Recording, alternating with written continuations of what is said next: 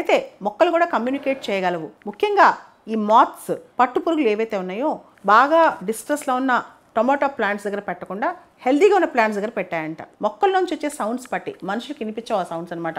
ఆ సౌండ్స్ బట్టి రకరకాల ఇన్సెక్ట్స్ కానీ జీవులు కానీ రకరకాలుగా రెస్పాండ్ అవుతూ ఉంటాయంట.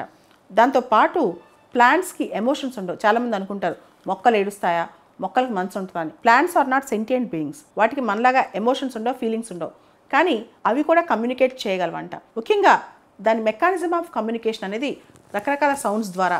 ఆ సౌండ్స్ కొన్ని ఇన్సెక్ట్స్కి మాత్రం వినిపించగలవంట. అండ్ మొక్కలు కూడా ఏ విధంగా కమ్యూనికేట్ చేసుకుంటే ఒక మొక్క ఇంకో మొక్క కమ్యూనికేట్ చేసుకోగలదా, ప్లాంట్ కమ్యూనికేషన్ ఉందా, దీని మీద కూడా రీసెర్చ్ స్టార్ట్ అవుతుంది అనమాట. ఇవే కాదు, ఎదిగే కొద్దికి మొక్కల్లో కూడా కొన్ని కెపాసిటీస్ డెవలప్ అవుతాయి, ఆటోమేటిక్గా కొన్ని స్కిల్స్ డెవలప్ అవుతాయంట. ప్రత్యేకంగా ఇప్పుడు కాఫీ ఉందనుకోండి, కాఫీ ప్లాంటేషన్లో కెఫీన్ అనేది ఉంటుంది. దీనివల్ల చాలా ఇన్సెక్ట్స్ వచ్చి అవి తినలేవు, చేదుగా ఉంటుంది కాబట్టి.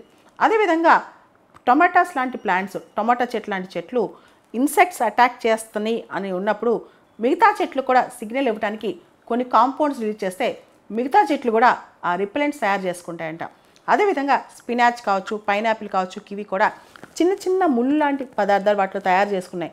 ఎందుకు? ఇన్సెక్ట్స్ తింటే, వామ్స్ కానీ అవి తింటే కనుక ఆ ముళ్ళు ఇరుక్కుని అవి వచ్చి తినమన్నమాట రెండోసారి.